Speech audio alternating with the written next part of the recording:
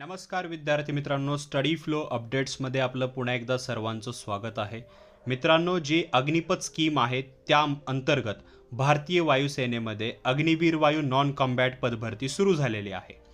याच्यामध्ये कोणती पदे आहेत, म्हणजेच स्ट्रीम कोणती आहे, कोणते विद्यार्थी याला अप्लाय करू शकतात, मेडिकल स्टँडर्ड्स काय पाहिजेत, शैक्षणिक पात्रता काय पाहिजे, हे सर्व पाहून आपण या व्हिडिओमध्ये जे आहे इन्फॉर्मेशन देणार आहोत आणि ॲप्लिकेशन कसं करायचं आहे याबद्दलही सांगणार आहोत. त्याच्यामुळे हा व्हिडिओ एंडपर्यंत पहा आणि चॅनलवर जर नवीन असाल तर सबस्क्राईब नक्कीच करा.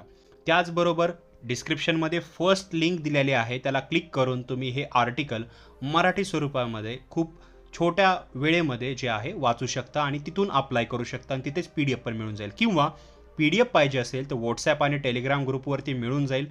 दोन्हीची लिंक डिस्क्रिप्शनमध्ये दिलेली आहे. So as you can see 34 पेजेसचं हे ऑफिशियल PDF आहे. आता हे 34 पेजेसमध्ये जी काही इसेन्शियल इन्फॉर्मेशन आहे, इम्पॉर्टंट इन्फॉर्मेशन आहे ती देण्यात आलेली आहे. सर्वप्रथम इंट्रोडक्शन आहे, शॉर्टमध्ये सांगतो. अग्निवीर वायू नॉन कॉम्बॅट पदभरती आहे. हे 4 वर्षासाठी आहे. 4 वर्षानंतर जे आहे ते तुम्हाला काय काय जे फायदा मिळणार आहे ते मी सांगणार आहे. 4 वर्षासाठी जर तुम्ही याच्यामध्ये रेडी असाल, पूर्ण मापक जे मापदंड असतात ते कंप्लीट करत असाल, एलिजिबिलिटी कंप्लीट करत असाल, तुम्ही यासाठी अप्लाय करू शकता. अप्लाय करण्यासाठी यांनी ऑफिशियल वेबसाईट दिलेली आहे, तिथे जाऊन तुम्ही ॲप्लिकेशन फॉर्म डाउनलोड करायचा आहे. कसा तेही मी पुढे सांगेल. आणि लास्ट डेट आहे याची 23 फेब्रुवारी 2026. तर 23 फेब्रुवारी 2026 पर्यंत तुम्हाला याच्यासाठी अप्लाय करायचं आहे, त्या आतच. आता याच्यामध्ये जे आहे सर्वप्रथम एलिजिबिलिटी क्रायटेरिया दिलेला आहे, म्हणजेच तुमचं एज दिलेलं आहे. तुम्हाला एज क्रायटेरिया पूर्ण करायचं आहे. तर ह्याच्यामध्ये तुमचं एज 21 वर्षापेक्षा जास्त नसावे. तुमची जी जन्मतारीख आहे ती 2 जुलै 2005 ते 2 जानेवारी 2009च्या आतमध्ये असली पाहिजे. तर या आतमध्ये असेल तर तुम्ही याच्यामध्ये एलिजिबल आहात. 21 वर्ष क्रॉस नसलेलं पाहिजे. त्याचबरोबर तुमचं जे याच्यामध्ये वैवाहिक स्थिती आहे, म्हणजे मॅरिटल स्टेटस आहे, तर ते बघा. तुम्ही अनमॅरिड पाहिजे, म्हणजे जे अनमॅरिड कॅन्डिडेट्स आहेत तेच फक्त याच्यासाठी अप्लाय करू शकता. त्याचबरोबर तुमचं ज्यावेळेस याच्यामध्ये सिलेक्शन होणार आहे आणि सिलेक्शन झाल्यानंतर तुम्हाला एक वॉवज दिली जाईल किंवा एक कॉन्ट्रॅक्टच तुम्हाला साईन करावे लागेल, किंवा जे काय असेल तर त्याच्यामध्ये असं आहे की हे 4 वर्षाच्या पिरियडमध्ये तुम्हाला लग्नही करता येत नाही, अनमॅरिडच राहावं लागेल. तर हे बाकी वैवाहिक स्थिती तुम्ही स्क्रीनला पॉज करून रीड करू शकता. आता याच्यात शैक्षणिक पात्रता काय, तर शैक्षणिक पात्रता सिंपल आहे. तुम्ही 10वी पास आउट किंवा 10वी इक्विलंट एज्युकेशन कंप्लीट केलं पाहिजे फ्रॉम रिकॉग्नाइज्ड बोर्ड. तर तुम्ही 10वी पास असल्या पाहिजे. तसेच याच्यामध्ये मेडिकल स्टँडर्ड्स आहेत. तुमची उंची मिनिमम 152 सेंटीमीटर असली पाहिजे. 152च्या कमी असेल तर तुम्ही इलिजिबल आहात. तुमचं जे चेस्ट आहे ते फुगून 5 सेंटीमीटर फुगलं पाहिजे, जसं पोलीस भरतीमध्ये असतं तसं. तुमची वजन जे आहे ते उंची आणि तुमच्या एजनुसार जे आहे प्रोपोर्शनेट असलं पाहिजे. म्हणजे तुमची जी हाईट आहे आणि तुमचं जे एज आहे त्यानुसार तुमचं वजन पण असलं पाहिजे. तुमचं जे व्हिज्युअल स्टँडर्ड्स आहेत ते तुम्ही स्क्रीनवर पाहू शकता. कोणतेही जे कॉर्नियल सर्जरी असते ती झालेली नसायला पाहिजे. जर तुमच्या डोळ्याचं ऑपरेशन झालेलं आहे तर तुम्ही याच्यासाठी म्हणजे इलिजिबल नाही आहे, तुम्हाला ॲक्सेप्ट केलं जाणार नाही, ॲक्सेप्टेबल नाही आहे. तुमचं जे श्रवण क्षमता आहे, म्हणजे हेअरिंग कॅपॅसिटी आहे, तर बघा 6 मीटर दूर उभं राहून, म्हणजे 6 मीटरपासून जर कोणी बोललं तर प्रत्येक इयरनं जे तुमचं कान आहे, दोन्ही कानांचा टेस्ट असणार आहे. त्यानुसार तुम्हाला ऐकू आलं पाहिजे, क्लिअर वर्ड्स ऐकू आले पाहिजे सेपरेटली इच इयरनं. तसेच तुमचे दात जे आहेत, तुमचे जे गम्स आहेत ते हेल्दी असले पाहिजेत. तुमचे जे दाताचा सेट असतो तो चांगला असला पाहिजे. तसेच कोणताही तुम्हाला प्रॉब्लेम नसला पाहिजे किंवा डेंटल इम्प्लांट्स नसले पाहिजेत. जसं की काही जणांचा ॲक्सिडेंट होतो आणि त्याच्यामध्ये नकली दात बसवावे लागतात, डेंटल इम्प्लांट्स घ्यावे लागतात. तर असे विद्यार्थी याच्यासाठी ऑटोमॅटिकली इनएलिजिबल होतात. तसेच जे तुमची जनरल हेल्थ आहे ते पण चांगली असली पाहिजे. एअरफोर्सचे काही स्टँडर्ड्स आहेत ते तुम्ही कंप्लीट करायचे आहेत, ते आपण खाली बघूया. तसंच जेंडरबद्दल इथं महत्त्वाचं दिलेलं आहे. फक्त मेल कॅन्डिडेट्स याच्यासाठी अप्लाय करू शकतात. मेल कॅन्डिडेट्समध्ये सुद्धा जे आहे जेंडर टेस्ट पण होऊ शकते. तर ते जेंडर टेस्ट जे असते होऊ शकते, नाही होते. आणि त्याच्यामध्ये जर काय आढळलं गेलं प्रॉब्लेम्स असतात जे आपण इथं यूट्यूबवरही बोलू शकत नाहीत, पण तसं जर असेल तर हे सुद्धा जे कॅन्डिडेट्स असतील ते ह्यातून बाहेर पडतील. तर अतिशय जे आहे, म्हणजे आता शेवटी एअरफोर्स आहे.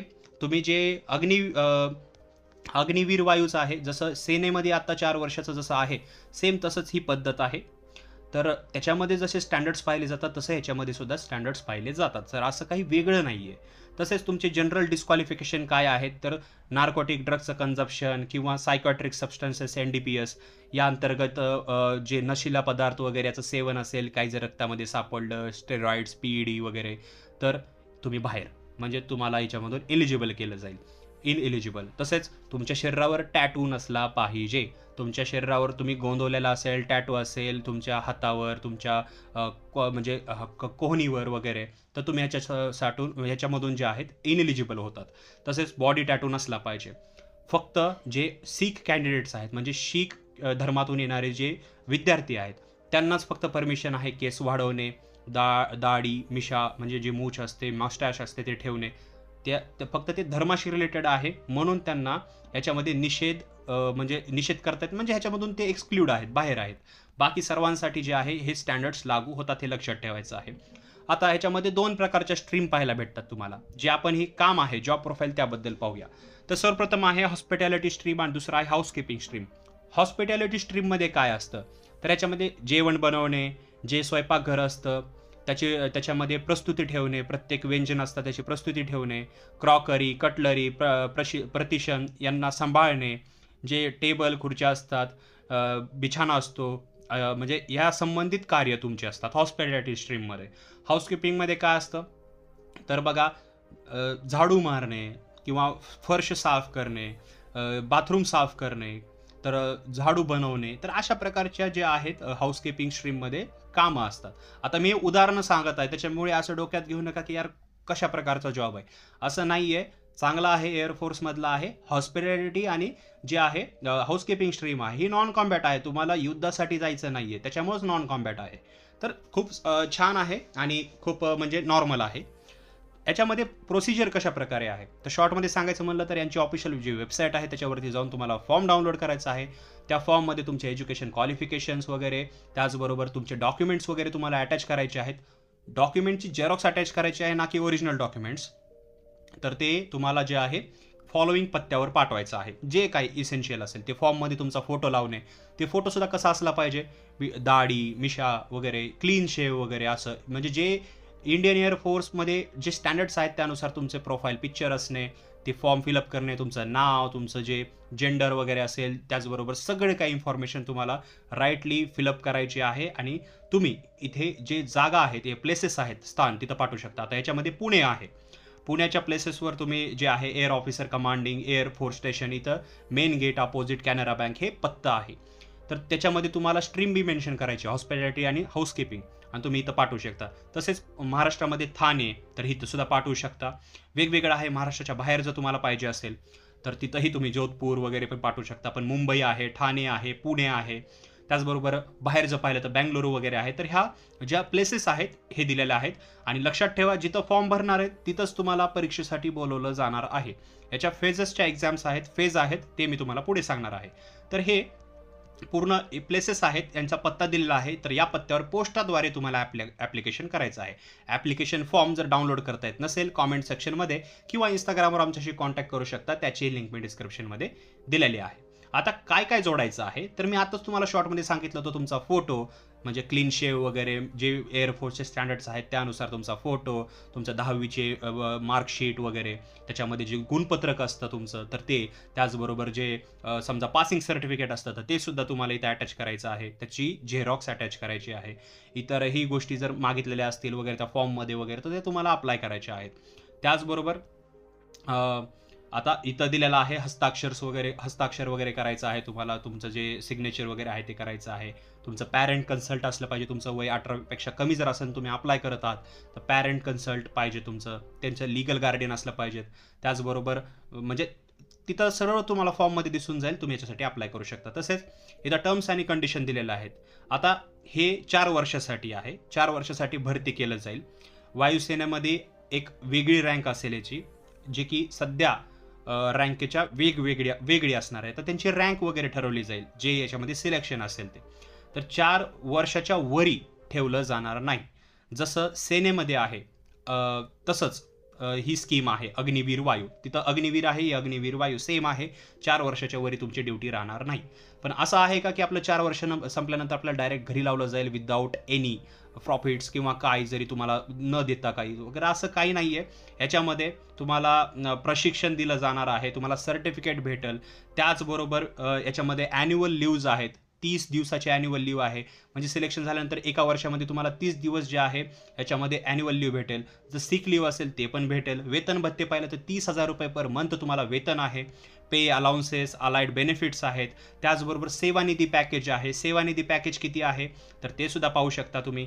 जवळपास इथं तुम्ही प्रथम वर्षामध्ये 30,000 रुपये पर मंथ, त्याचबरोबर द्वितीय वर्षामध्ये 33, तृतीय वर्षामध्ये 36,500 आणि चतुर्थ वर्षामध्ये 40,000. तसेच 4 वर्षानंतर जे सेवानिधी पॅकेज आहे 10.04 लाख ते असणार आहे बिना धनराशी, अप्रॉक्सिमेटली 10.04 लाख. सेम सेनेसारखंच आहे, कारण सेनाचाच भाग आहे हा.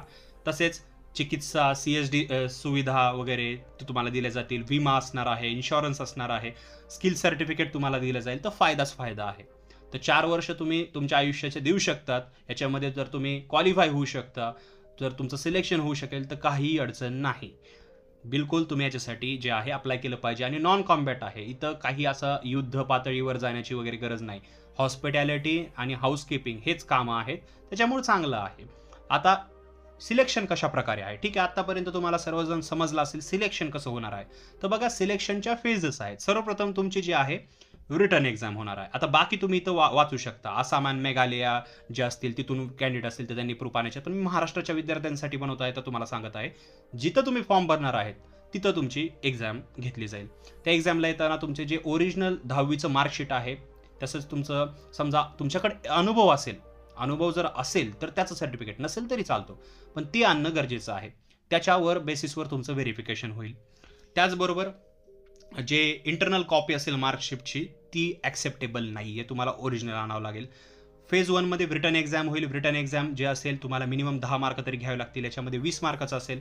सामान्य जे जनरल इंग्लिश असेल क्लास 10 CBSEचं त्याचे 10 मार्क्स आणि जनरल नॉलेजचे 10 मार्क्स असेल 20 मार्काचं. मिनिमम 10 मार्क घेऊन तुम्हाला पास व्हायचं आहे. त्याचबरोबर इथे बाकी तुम्ही जे आहे परीक्षा कक्षामध्ये काय काय आणायचं आहे, काय काय नाही, कशा प्रकारे सर्व काही पाहू शकता. कशा प्रकारे तुम्हाला जे आहे इथून टर्मिनेट केलं जाऊ शकतं, काही कॉपी चिटिंग करताना पकडला गेलात वगैरे. तर हे टर्म्स आणि कंडिशन किंवा जे कॉशन्स आहेत, सावधानी वगैरे दिलेल्या आहेत इथं ते पाहू शकता. सेकंड फेज आहे, ठीक आहे, पहिला फेज तुम्ही कंप्लीट केला. सेकंड फेज आहे फिजिकल फिटनेस. फिजिकल फिटनेसमध्ये जे आहे तुम्हाला तुमची उंची भरली पाहिजे, तुमची हाईट चेक केली जाणार आहे, तुमचं वजन चेक केलं जाणार आहे. त्याचबरोबर तुम्हाला 1600 मीटरचा रन पण करावा लागणार आहे 6 मिनिट 30 सेकंदामध्ये. तर 6 मिनिट 30 सेकंदामध्ये तुम्ही 1600 कंप्लीट केलं. त्याचबरोबर तुमचे जे शारीरिक योग्यता परीक्षण PFT2 पण असणार आहे, त्याच्यामध्ये तुम्हाला पास व्हावं लागेल. म्हणजे हे फिजिकल फिटनेस आहे, त्याच्यामध्ये पास व्हावं लागेल. म्हणजे 10 पुशअप्स मारावं लागतील, 10 सिटअप्स, 20 स्क्वॉट्स. आता ह्याचा वेळ पण दिलेला आहे, 1 मिनिटामध्ये 20 स्क्वॉट्स, 1 मिनिटामध्ये 10 सिटअप्स, 1 मिनिटामध्ये 10 पुशअप्स. तर हे पुशअप्स मारायचे आहेत वगैरे. तर हे फेज आहे. थर्ड फेज आहे स्ट्रीम सुटेबिलिटी टेस्ट. तर जे स्ट्रीम आहे हॉस्पिटॅलिटी आणि जे हाऊसकीपिंग स्ट्रीम आहे त्याच्यामध्ये तुम्ही फिट होतात का, सुटेबल आहेत का, त्यानुसार जे आहे याच्यामध्ये म्हणजे ते पण एक टेस्ट असणार आहे, परीक्षण असणार आहे. त्यानुसार म्हणजे तुमचं सिलेक्शन केलं जाईल. आता हॉस्पिटॅलिटी काय मी वरी सांगितलेलं आहे, त्याचं हाऊसकीपिंग काय ते पण वरी सांगितलेलं आहे. व्हिडिओला पॉज करून तुम्ही ते रीड करू शकता. आणि चौथा चरण आहे मेडिकल एक्झामिनेशन. हे सर्वात लास्ट स्टेज आहे. ठीक आहे, तुम्ही एवढे स्टेज कंप्लीट केले. लास्ट स्टेजमध्ये काय काय आहे तर बघा, लास्ट स्टेजमध्ये तुमचा ब्लड हेमोग्राम म्हणजे जे टेस्ट असतात, जसं की HB, TLC, DLC, प्लेटलेट्स ह्या चेक केल्या जातील. युरिन टेस्ट असेल, बायोकेमिस्ट्री, तसेच ब्लड शुगर, फिटिंग व PP. ब्लड शुगर, आता बऱ्याच जणांना वाटेल की आमचं तर एज कमी आहे, ब्लड शुगरचा काय प्रॉब्लेम. आजकाल ज्या प्रकारे आपलं आहार आहे, ज्या प्रकारे दुनिया पुढे जात आहे, आजकाल कमी वयामध्ये सुद्धा blood related patients, blood sugar वगैरे प्रॉब्लेम्स आहेत. काही जणांना जन्मता सुद्धा शुगर निघते. तर असे कॅन्डिडेट सुद्धा याच्यातून बाहेर होतात जर तुम्ही हे सर्व फेज कंप्लीट केले. पण शेवटची जी मेडिकल एक्झामिनेशन आहे त्याच्यामध्ये तुम्ही फिट असलाच पाहिजेत. RFT, LFT हे सर्व, डोळ्याचं काय ऑपरेशन झालेलं आहे का, त्याचबरोबर तुमचं रेडिओग्राफ चेस्टचं, तसेच ECG, हे सर्व काही चेक केलं जाणार आहे. फुल इन्स्पेक्शन असणार आहे तुमच्या होल बॉडीचं. आणि याच्यामध्ये जर तू काही आढळलं तर पॉईंट दिला जाईल, जसं आर्मीमध्ये असतो तसं, आणि तुम्हाला जे आहे ह्याच्यातून बाहेर काढलं जाईल. तर हे लक्ष ठेवायचं आहे. आणि तुम्हाला सामान्य निर्देश, जनरल इन्स्ट्रक्शन्स आहेत ते सुद्धा फॉलो करायचे आहेत. आणि सिम्पली जर हे तुम्ही कंप्लीट करत असाल, एलिजिबिलिटी जर तुम्ही याच्यासाठी तयार असाल तर तुम्ही जे आहे याच्यासाठी इझिली अप्लाय करू शकता. मित्रांनो, याचं ॲप्लिकेशन फॉर्म जे आहे ते तुम्हाला वेबसाईटवरती मिळून जाईल. नसेल माहिती कसं, तर Instagramवर किंवा कॉमेंट सेक्शनमध्येच मला सांगा. मी तुम्हाला तिथे डायरेक्ट लिंक किंवा आपल्या डिस्क्रिप्शनमध्ये इम्पॉर्टंट लिंक दिलेल्या आहेत, तिथे तुम्हाला मिळून जाईल. तर ग्रुप जॉइन करायला विसरू नका. तिथंही जे आहे PDF वगैरे मिळून जाईल.